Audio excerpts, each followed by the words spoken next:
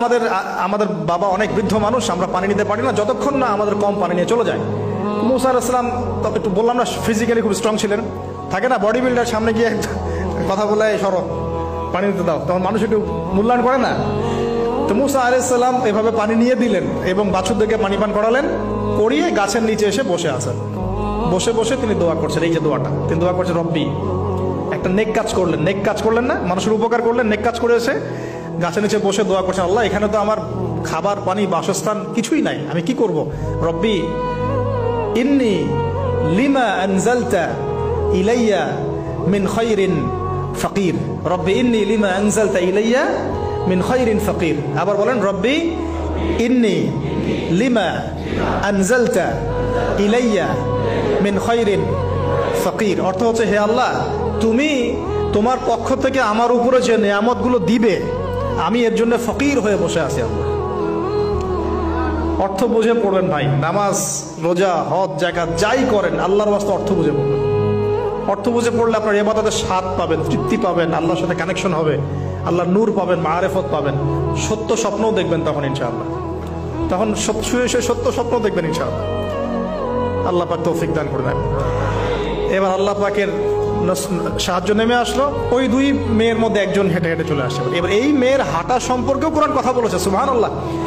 এই মেয়ে কিভাবে হেঁটে এসেছে এই হাঁটার বর্ণনাও কোরআন দিয়েছে। কোরআন বলেছে এই মেয়ে হেঁটে আসছে লাজুক পায়ে। এখন আপনি এই পুরো ওয়ার্ল্ডের মেয়েদের হাঁটা দেখেন, লজ্জা আছে? তাহলে মেয়েদের সাথে লজ্জা একটা গভীর সম্পর্ক আছে। এই মেয়ের প্রশংসা আল্লাহ পাক কোরআনে করলেন, লাজুক পায়ে লাজুক ভঙ্গিতে অবনত নয়নে সে হেঁটে আসলো। এখন আপনি কেলে যান, গো টু খেল, আপনাদের টুইন টাওয়ারে যান, দেখেন সবার হাঁটার চলা দেখেন। হায়া লজ্জার কোনো বালাই আছে এখানে? আমি গত লেকচারে বলেছিলাম যে আদম আলাইহিস সালাম এবং হাওয়া আলাইহিস সালাম, ইবলিস তাদের সাথে প্রথম যে আচরণ করেছে ওই ফল খাওয়ানোর পরে, সেটা কি? তাদের গা থেকে পোশাক খুলে পড়ে গেছে, মানে নগ্ন করে দিয়েছে আমাদের পিতামাতাকে। মহাবিশ্ব নগ্ন করে দিয়েছে কে? ইবলিস। তো এখন এই পৃথিবীতে আমরা যারা নগ্নতার চর্চা করছি তার কার এজেন্ট আমরা বুঝতে বাকি আছে? আমার কথা কি বুঝতে পারছেন কিনা? এই কানেকশন মেলানোর চেষ্টা করেন, ডটসগুলো মেলানোর চেষ্টা করেন। সামনে যাই প্রিয় ভাই, এই মেয়ে এসে বলছে আমার বাবা আপনাকে ডাকেন, আমার বাবা আপনাকে ডাকছেন। তিনি গেলেন, বাবা শুআয়ব আলাইহিস সালাম। তখন এক বোন ইনডাইরেক্টলি বাবাকে বোঝাচ্ছে যে বিয়ে শাদী দিলে ভালো হয়। এক বোন বলছে যে আপনি তো তাকে পুরস্কৃত করতে চাচ্ছেন, তাহলে এরকম কবিউন আমিন একজন মানুষকে সবচেয়ে ভালোভাবে পুরস্কৃত করা যায় তার যথাযোগ্য প্রতিদান দেওয়ার মধ্য দিয়ে। তো মেয়ের ইশারা বাবা বুঝেছেন, তিনি নিজের এক মেয়ের সাথে মুসা আলাইহিস সালাম বিয়ে দিলেন, সুবহানাল্লাহ।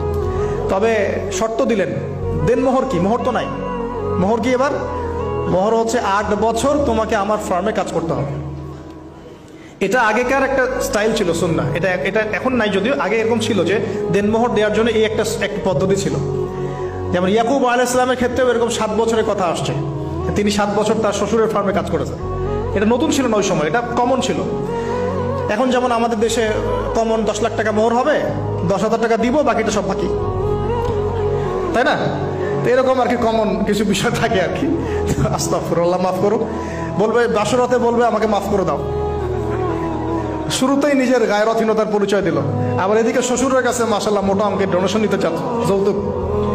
বিয়ে আমাদের ওখানে মাশাআল্লাহ মানে কেনা বেচা, মেয়ে বিক্রি করতেছে আর ছেলে কিনতেছে।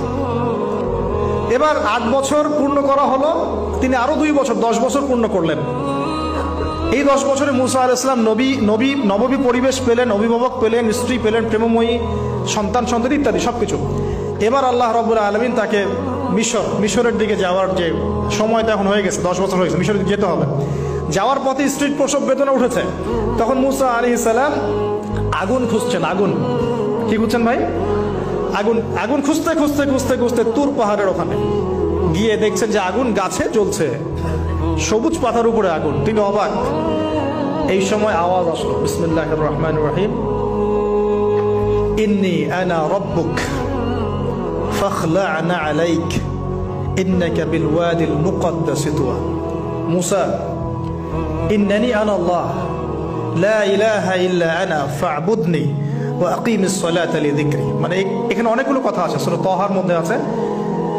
আওয়াজ চতুর্দিক থেকে ভেসে আসলো, মহান আল্লাহ রব্বুল আলামিন তার শান অনুযায়ী, তার ইজ্জত অনুযায়ী তিনি যেভাবে কথা বলেন সেভাবে মূসা আলাইহিস সালামের সাথে কথা বললেন। আল্লাহু আকবার।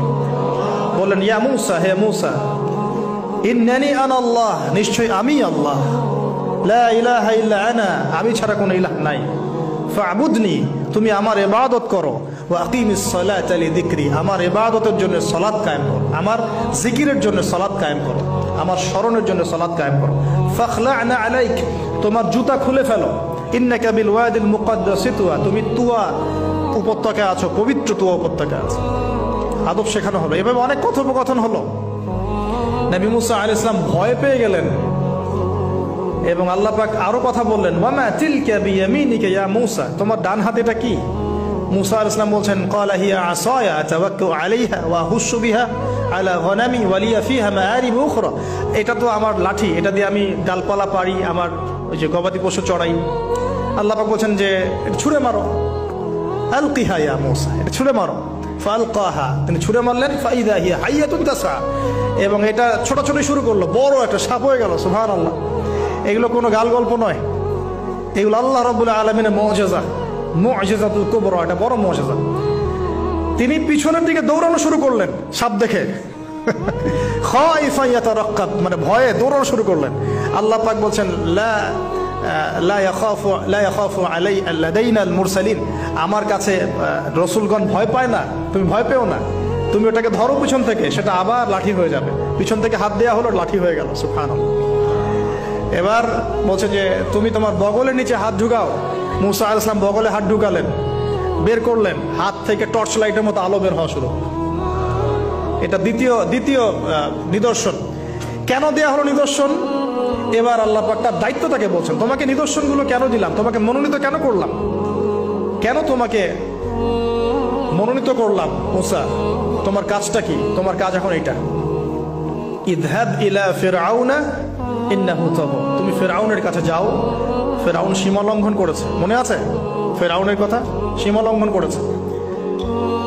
তখন মূসা আলাইহিস সালাম তার অপারগতা প্রকাশ করছেন এভাবে। তিনি বলছেন, আল্লাহ, আমার তো জিহ্বা জড়তা আছে, আর আমি তো ওখানে এক ব্যক্তি, আমার খুনের অভিযোগ আমার কাঁধে, আমি এখন কিভাবে কি করবো আল্লাহ? তখন আল্লাহ রাব্বুল আলামিন বলছেন, এই দোয়াটা করো। কোন দোয়া? মূসা আলাইহিস সালাম বললেন, রব্বি ইশরাহ লি সাদরি, হে আল্লাহ, আমার বক্ষ প্রশস্ত করো, ওয়াসসির লি আমরি, আমার কাজকে সহজ করে দাও, ওয়াহলিল উকদাতাম মিন লিসানি, আমার জিহ্বার সমস্ত জড়তা দূর করে দাও, ইয়াফকাহু কাওলি, যাতে মানুষ আমার কথা বুঝতে পারে। আর আমার সাথে আমার পরিবারের মধ্য থেকে ওয়াজআলনি ওয়াজিরাম মিন আহলি, আমার পরিবারের মধ্যে একজন ওজির আমাকে দাও, সাথী। হারুন আখি, আমার ভাই হারুনকে দান কর। সুবহানাল্লাহ। হারুন আলাইহিস সালামকে নবুয়ত দেয়া হলো, দুজনকে আল্লাহ পাক এখন বলছেন, ইযহাবা ইলা ফিরআউন, তোমরা দুজন এখন ফিরআউনের কাছে যাও। ফাইন্নাহু তাগা ফাকুলা লাহু কাওলান লাইয়িনা, তবে তাকে গিয়ে কর্কশ ভাষায় কথা বলবে না, নরম স্বরে কথা বলবে।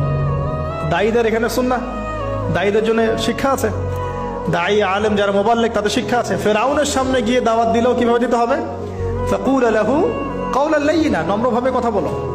লাআল্লাহু, কেন নম্রতার সাথে? লাআল্লাহু ইয়াতাযাক্কারু আও ইয়াখশা, হয়তোবা নম্রতা প্রদর্শন করলে সে উপদেশ গ্রহণ করতে পারে, অথবা সে আল্লাহকে ভয় করতেও পারে। আল্লাহ পাক তো আগে থেকে জানেন সে ঈমান আনবে না, তারপরেও আমাদের আদব শিখাচ্ছেন আল্লাহ পাক এখানে। তারা দুজন চলে গেলেন, দাওয়াত দিলেন। ফিরআউন মশকরা করছে, ওয়ামা রব্বুকুম ইয়া মূসা, তোমাদের দুজনের রব আবার কে?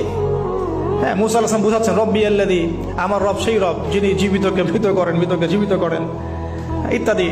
মানে যার হুকুম ছাড়া একটা গাছের পাতাও নড়ে না, যিনি মাটি থেকে সব উৎপন্ন করেন, বৃষ্টি বর্ষণ করেন, সব বুঝালেন। ফিরআউনের বক্তব্য তখন এটাই ছিল, তোমাদের কাছে কি কোন নিদর্শন আছে, কোন আয়াত নিদর্শন আছে? হ্যাঁ, নিদর্শন আছে। কি? লাঠি ছুঁড়ে মারলেন, সাপ হয়ে গেল। এখন ফিরআউন বলছে, এটা তো জাদু, এটা কি? আমার জাদুকররাও এটা পারে। জাদুকরদেরকে ডেকে না হলো, জাদুকররাও লাঠি ছুঁড়ে মারলো, সাপ হয়ে যাচ্ছে। কিন্তু এই বড় সাপ ওদের সব সাপকে খেয়ে ফেললো।